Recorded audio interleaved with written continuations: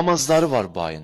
Bir dənə xüsusi namaz var, onu deyirəm sizə inşallah. Hər gecə şam xifta namazından sonra qala bilərsiniz.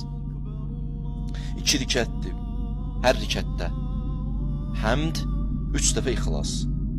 Bu gecə namazını qılıram deyirsən, qurbətən Allah. Və namaz bitəndən sonra, salamlardan sonra duanı oxuyursan. Hansı duadır? Qoy oxuyun bunu.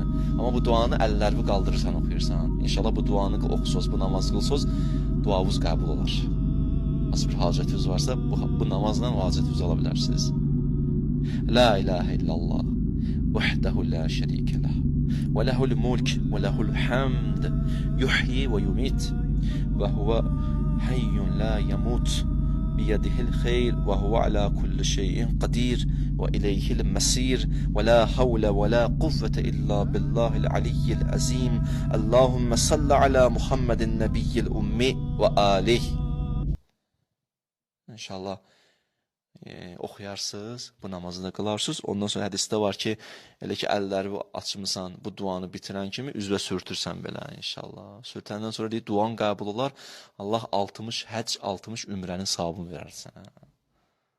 Belə bərəkətli bir namazdır.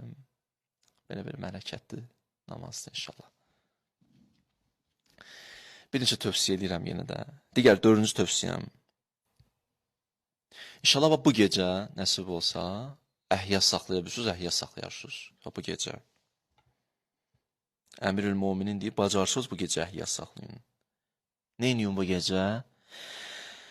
Deyir, minət dua və səlat və tilavətil Qur'an. Dua, namaz və Qur'anı tilavət eləməklə keçirdim bu gecəni.